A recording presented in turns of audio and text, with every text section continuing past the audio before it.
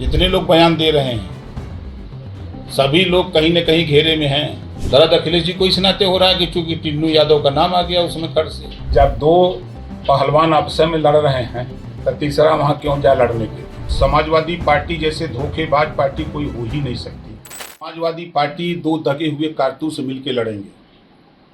2017 में कांग्रेस पार्टी और समाजवादी पार्टी मिलकर लड़ी थी, 47 सीट जीती थी। मैं चला गया, जयंत जी थे और पल्लवी पटेल जी थी, हम सब लोग मिलकर के 125 सीट तक पहुंचा दिया। हम लोग हट गए।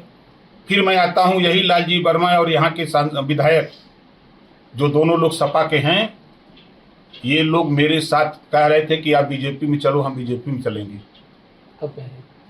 जब दल बदल की तैयारी हो रही थी, पूछिएगा कहे थे कि नहीं कहे थे। नहीं, हमारे सामने बैठा दीजिए इन लोगों को डिबेट पर।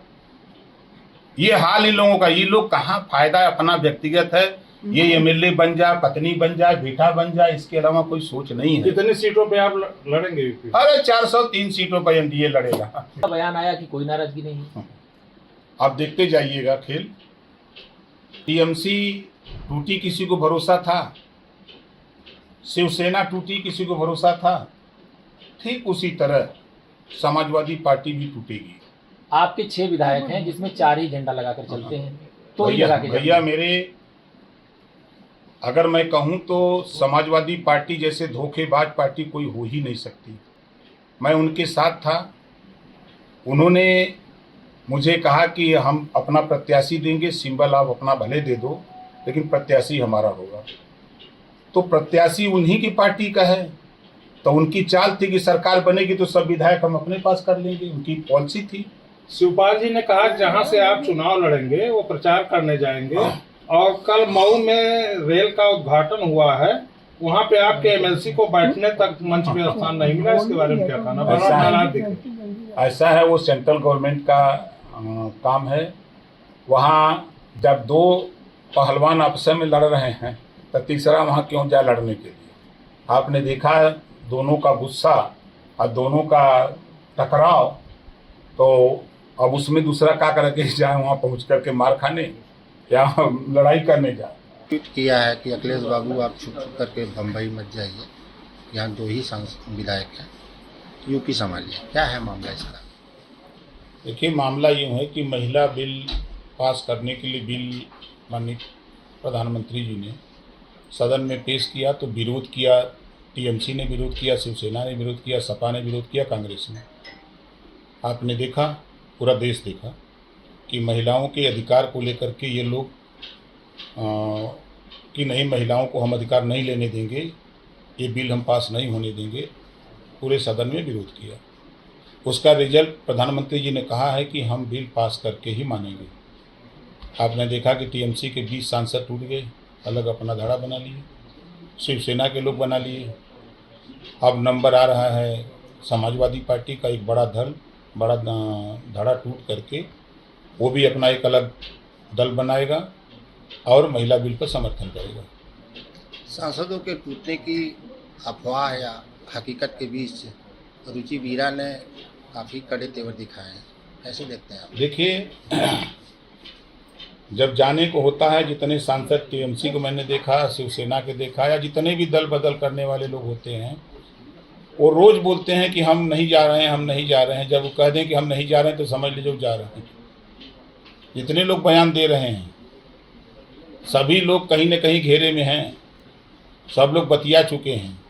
आप बताइए, समाजवादी पार्टी के सांसद राजीव राय अमित शाह से मिलने क्यों जाते हैं?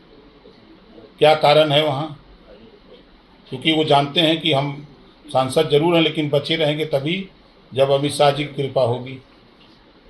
तो वो अपना एक गोल बनाए हुए हैं लोग, इतने सांसद टूट करके आएंगे, सब लोग जो है महिला बिल का समर्थन करेंगे। हम लोग विरोधी नहीं हैं। योगी जी ने कल अयोध्या में कहा कि जो लोग पहले जय श्री राम बोलने पे लाठियां भाजते थे, कारसेवकों पे गोली चलवाते थे, आज वही चंदा चोरी की बात कर रहे हैं, दान चोरी की बात कर रहे हैं। सही कह रहे हैं। जो आज तक मंदिर में दर्शन करने तक नहीं गए, आज उनको चिंता बढ़ गई है कि मंदिर में चंदा की चोरी हो गई। और वो मंदिर ट्रस्ट का है, सरकार का नहीं है। ट्रस्ट के लोगों को जानकारी भी कोई गड़बड़ी हुई तो ट्रस्ट के लोगों ने सरकार से जांच के लिए कहा, तो सरकार ने SIT गठित कर दिया, जांच हो रही है। तो जांच में जो दोषी पाया जाएगा उसके खिलाफ कार्रवाई होगा। तो अब दर्द काहे को हो रहा है? दर्द अखिलेश जी को इस नाते हो रहा है कि चूंकि टिन्नू यादव का नाम आ गया उसमें खड़ से, तो जहाँ कोई मामला हो रहा है चट से अखिलेश जी के बिरादर खड़ से आ जा रहे हैं, इस नाते उनको तकलीफ हो रही है। आप देखे होंगे कि सबसे पहले वही बोले थे कि चोरी के मामले में उन्होंने बयान दिया था, इसका मतलब कि टिन्नू यादव उनको बता दिया था कि ये माल हो गया है और माल कुछ अब भी ले लो, चाहे हमको कहीं रखवा दो, तब ना बयान दिए थे। 3 करोड़ पसमानदा मुसलमानों तक भाजपा की पहुंच है, इससे सपा और कांग्रेस को कितना नुकसान पहुंचाएंगे आप? देखिए, सपा कांग्रेस दोनों दबे हुए कारतूस हैं। 17 में सपा हारी, 22 में यूपी में सपा हारी। कांग्रेस को आप वही हाल देख रहे हैं।